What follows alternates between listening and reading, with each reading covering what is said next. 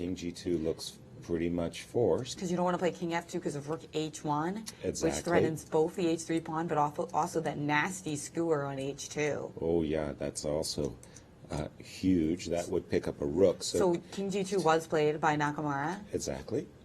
And Gary is down to a minute, if I read that right. And what if we play, like, what if we start pushing the d pawn? Like, I want to try to play bishop e5 and d4, but no, he hasn't done that. He's brought Mr. King into the position. Mr. King?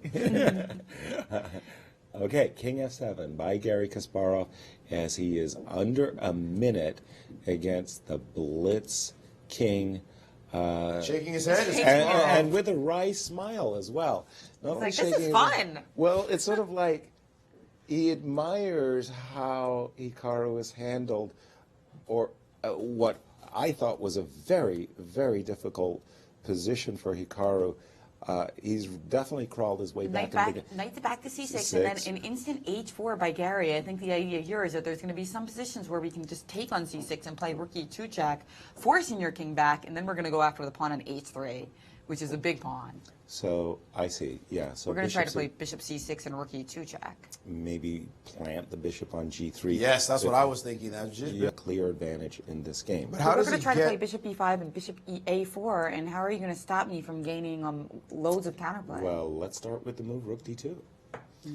That rook on d1 attacking that very important knight on a4, the knight on a4 holding up a lot of black's activity. If you play rook b1, I mean, after all, I think black wants to keep the rooks on as best he can. He traded. He traded. Whoa. Immediately. Whoa, that was a little bit unexpected for me. Rook takes d2 is Gary's choice.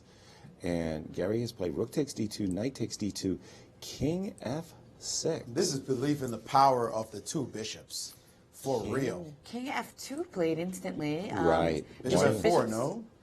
Bishop f4, knight would maybe go to c1. 40 C3. seconds. Gary played king e5 instead. Is he going to play g5 against king e4, king e3, bishop c5, e4? F4 check. Sorry, f4. He has to g5 play was played. Box right away. Now, what white wants to do is reroute a knight to d3 with a check ASAP. But it's not easy to get a knight to d3. Bishop c5 doesn't do anything because of knight to b3. Okay, what about the big move f4 check, gf, king d3, with the idea of sticking the knight on f3, trading the f2 pawn for the pawn on h4. And he's done that. I like it. Sharp.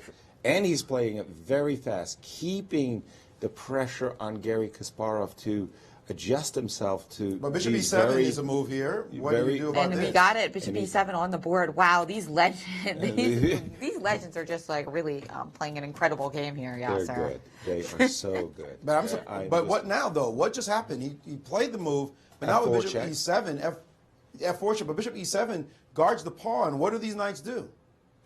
I'm surprised by this sacrifice because if you can play bishop e7, if you had won the h pawn, it's one thing. But if you play like this now. Are those bishops holding the position together? You know, Maurice, if I'd seen the move bishop e7, I would have doubted we have a knight f5 check of sacrificing the pawn bishop because f5, we pawn currently f5? have 3 versus 3, bishop versus knight. But king c5. I mean, this has got to be better for the bishop. King c5 has been played. But not that a2 pawn is really well. I'm going to reach into the position now with knight e5. Trying to play knight g6. That doesn't do anything serious, does it? Doesn't really do anything. I'm trying. Maybe I can play f6 here. Knight e5 with the idea of maybe knight. Caruana won his as game. Expected there, Caruana wins. So I want to maybe play f6. You can't play bishop f6 because knight d7 check. Start getting some play. He has played knight d4 instead of the knight e5 move. Preventing king b4. That was the key there. King b4 was knight c6. Okay, and very, very quickly, I mean, Gary feeling the heat of his time woes, he quickly played the move king d6. And what happened after king d6? No moves yet. No moves yet. Wow. Well, guys, we've got, so many games. What's gone on in that Lavone game? E5, f7, f6. Okay, have been played. And it's the bridesmaids, right? No, it's not. That pawn. Okay, I'm going to do an update of my board. There's Sorry. a knight. Wait, what just happened? It looked like. Gary has. Wasn't knight e6 winning in that position? I think Hikaru is on the verge of winning this, guys. Right now, he's got an extra pawn on the A file. Right. If you can see the game that we're watching right now. Exactly. The issue here is that it also looks like furious. He's going after the H4 pawn. Absolutely. And the king is a little bit too far removed to handle them both at the same time. What is that? What is that ending? This is one. This is one. Bishop F2. We have Q3 with a tempo. King F3 and King G4. Okay, you win the H pawn, but can you block? Do you have time to block? No, because you won't be able to give your bishop for the H2 pawn. Knight F5, Knight G3, push the H pawn. But don't you have to guard it on the H8 square? It seems like you're a long way away from stopping him. You have to make multiple moves. You have to make constant moves with your knight. By that time, your king should be back home. King F5 coming. Oops, Shadoop. I mean, the king is very close now. The king is now only 2 steps away. King and Gary will save the game. And You're Bishop absolutely D4. right. Yeah, I mean, this Gary will save the takes game. forever to. And now you definitely can't block. Right. And Gary will definitely be able to save the game. And Gary finally confident in the draw as he twists the bishop to A1. The knight has to now get to G7, and the king will be on F8. This is a draw. There's just no way to block this bishop. No, there's a trick. Knight G8 check, Knight F6. Knight G8 check, I play King F8. Knight F6. And that's that was true. why he had to put his bishop on H8. That's a good point.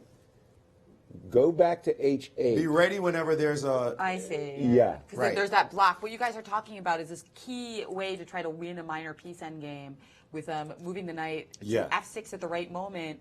In fact, I think Gary should just keep his bishop on H8. Right, because put his king on F8. Right, wait all... This is can't be one. This is draw. Right. And now just keep his king on F8. Oh, he's worried about getting into Zugzwang. But... Nervous. Oh, King F8 there, Knight F6. Knight F6. Bishop G7. And then Knight D7 check. Knight D7 check. Yeah, so he couldn't play King F8 in that position. He was very smart. But the knight can't gain a tempi, and that's the problem here. Black is definitely drawing. It just has to not fall for any tricks. Right now, it is fine for Black. Nakamura missed the win earlier. I saw the move Knight E6 instead of Knight takes D5. We'll look at that later, yeah. But on my board, I just wanted to show one very important trick why Gary Kasparov had an only move, Bishop H8. If Gary had played Bishop B2, it was a very nice idea. What am I saying? There's still King E6. I wanted to just point out that this is the win. So, oops, I apologize. And we have this position at the moment? No, the knight is on D5, King E6. No, Nakamura is staring around trying to figure out if there's any way to win this position, and there just isn't. And Gary Kasparov will have magically saved this game. And there you saw Nakamura's face, a little bit disgusted as he brings his knight back, attempting to come up with some idea to eject that bishop. Yes, you can get the bishop to move. And look at that. You put the bishop as far away from There will be no forks today. No forks. There'll be no forks. There's no way at all to win this position. And there we have it. And there he queened, and Gary Kasparov has drawn the game. Amazing save. But go back. Go back. Go back in that position. You know what? We'll look at it a little bit later. There are other games still going on. By the way, there's a draw. There's a